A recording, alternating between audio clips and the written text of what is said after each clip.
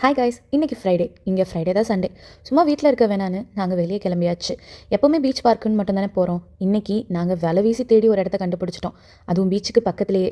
தூரத்தில் இருந்து பார்த்துட்டு ஒட்டகம்னு நான் ரொம்ப குஷியாகிட்டேன். அப்புறம் பக்கத்தில் பார்த்ததுக்கப்புறம் தான் தெரிஞ்சுது அது ஒட்டகம் இல்லை, ஒட்டகம் மாதிரின்னு. அப்புறம் இதுதான் மீன் மார்க்கெட். இங்கே வீடு மாதிரி இருக்குல்ல, அதெல்லாம் லேபர் ரூம்ஸ். இங்கே மீன் பிடிக்க போகிற எல்லா லேபர்ஸுமே இங்கே தான் தங்கியிருப்பாங்க. அப்புறம் இதை பற்றி நான் சொல்லியே ஆகணும். இது தாங்க லிட்டில் இந்தியா. ஆமாங்க, இது இந்தியன்ஸ் எல்லாத்தையும் தங்க வைக்கிறதுக்கு பிளான் இருந்துச்சான். அப்புறம் அது ஒரு ஃபெயிலியர் ப்ராஜெக்ட் ஆகிருச்சு. எல்லாம் பொறுமையாக பார்த்துட்டு நம்மளோட டெஸ்டினேஷனை ரீச் பண்ணியாச்சு. இது தாங்க பீச் ரோடு. ஆனால் ரோடு மட்டும் தெரியாது, அட்ஜஸ்ட் பண்ணிக்கோங்க.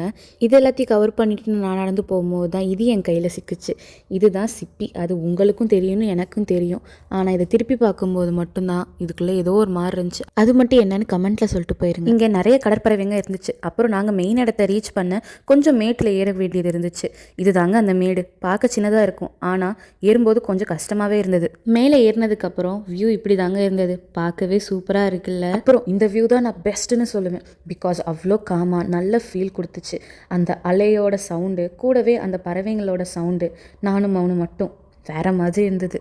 அப்படியே லெஃப்ட் சைடில் திரும்பி பார்த்தா ஒரு ஆள் தண்ணியை கிழிச்சிட்டு செம்ம ஃபாஸ்ட்டாக போயிட்டு இருந்தார். அதுவும் பார்க்க சூப்பராக இருந்துச்சு. அப்புறம் அது எங்கள் 2 பேத்துக்குள்ளாரி ஒரு ஆச்சரியமாகவும் இருந்துச்சு. அவ்வளோ ஹைட்டாக அது ஜம்ப் பண்ணி போகுது, ஆனால் எல்லாம் தைரியமாக உட்காந்துருக்காங்களேன்னு எங்களுக்கு கொஞ்சம் ஷாக்காகவே தான் இருந்துச்சு. அதை பார்த்து முடிச்சுட்டு நாங்கள் அப்படி இன்னொரு இடத்துக்கு கிளம்பியாச்சு. போகிற வழியில் இந்த கடற்பறவையெல்லாம் ரோட்டில் வழி மறைச்சிட்டு உட்காந்துட்டு இருந்துச்சு. நாங்கள் வண்டியில் பக்கத்தில் போனதும் அவ்வளோ அழகாக பறந்து போச்சு. பார்க்கவே செம்ம சினிமாட்டிக்காக இருந்துச்சு. அப்புறம் எங்கள் வீட்டுக்காரு கடற்பறவைங்க இருக்க இடத்துக்கே வண்டியை விட்டுட்டாரு. அங்கே போய் பார்த்தா அவ்வளோ கடற்பறவைங்க. சரி, ஏன் அதெல்லாம் சும்மா விடணும்னு எல்லாத்தையும் பறக்க விட்டுட்டு இருந்தோம். அதையெல்லாம் தொந்தரவு பண்ணுறோன்னு எங்களுக்கு தெரியும். இருந்தாலும் அது பறக்கிறத பார்க்கும்போது கொஞ்சம் மனசுக்கு நிம்மதியாக இருந்துச்சு. அப்படியே அதை ஃபீல் பண்ணிக்கிட்டு நாங்கள் எங்களோட அடுத்த டெஸ்டினேஷனுக்கு போகலாமா வேணாமான்னு யோசிச்சுக்கிட்டு இருந்தோம். அப்புறம் இப்படியே பண்ணிக்கிட்டு இருந்தால் இருட்டிரும்னு நாங்கள் கிளம்பியாச்சு. அங்கே நாங்கள் போனதும் ஓப்பனிங்லாம் நல்லா தான் இருந்துச்சு. ஆனால் கொஞ்சம் கொஞ்சமாக நடந்து நாங்கள் பீச் கிட்ட போனதும் தான் சிங்கி இறால், ஓடு, பிஞ்சு போன நண்டு இதெல்லாம் பார்த்துட்டு இதுக்கு மேலே பார்க்க இங்கே ஒன்றும் இல்லைன்னு போன 10 நிமிஷத்துலேயே நாங்கள் அங்கேருந்து கிளம்பி ஏரியா சைடு இருக்க கெஃபேக்கு வந்துட்டோம். நாங்கள் வீக்லி ஒன்ஸ் ஆச்சும் இந்த கெஃபேக்கு வந்துடுவோம். பிகாஸ் இங்கே இருக்க ஆம்பியன்ஸ் எல்லாம் ரொம்பவே நல்லாயிருக்கும்.